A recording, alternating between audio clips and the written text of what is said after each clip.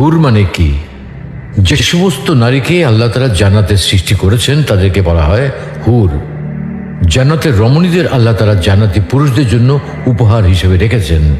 আল্লাহ তাআলা তাদেরকে জান্নাত প্রাপ্ত পুরুষদের সাথে বিয়ে দেবেন, ফলে তারা স্বামী স্ত্রী হিসেবে চিরকালের জন্য জান্নাতে বসবাস করতে থাকবে। মহান আল্লাহ বলেন, كذلك وزوجناهم بحور عين আর আমি তাদেরকে বড় চোখ বিশিষ্ট হুরদের সাথে বিয়ে দেব। জান্নাতের হুর হবে চিরকুমারী ও সমবয়সের প্রেম সোহাগিনী। জান্নাতের একজন হুর যদি দুনিয়ায় একবার দৃষ্টি দিত, তাহলে আকাশ ও জমিনের মধ্যবর্তী স্থান সুবাসে ভরে যেত। পূর্ব পশ্চিম প্রান্তকে তথা সমগ্র পৃথিবীটাকে সুসজ্জিত করে দিত।